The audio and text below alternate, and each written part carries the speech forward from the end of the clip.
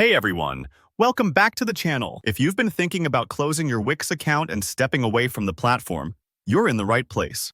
Today, I'll walk you through exactly how to delete your Wix.com account, step by step, so you can feel confident and clear about the process.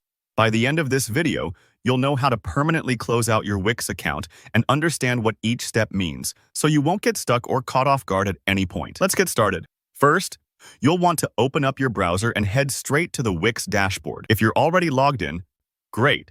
You'll land on the homepage where you usually manage your sites. Think of the dashboard as the command center of your Wix experience, where all your site information and account settings live. If you're not logged in, just enter your email and password, and you'll be taken directly there. Next, take a look in the top right corner of the screen. You'll see your profile icon there. It might be a little picture or your initials depending on what you've set up. Click on that profile icon to reveal a menu. This is where you'll find options that relate directly to your account, not just to individual websites you may have. From here, go ahead and select Account Settings.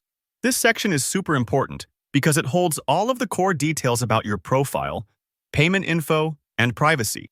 You'll want to scroll through these options carefully so you don't miss anything. Every platform tucks these away in slightly different places, so take your time finding it. Once you're in the account settings, start scrolling down. You're looking for the option that says Close Your Account.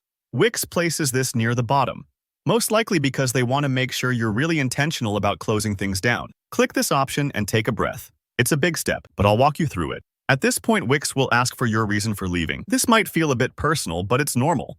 Most companies use this moment to gather feedback so they can improve their services. If you're not sure what to type, just go with whatever feels most accurate for you. Maybe you're moving to a different platform, don't need the website anymore, or you're simplifying your online presence.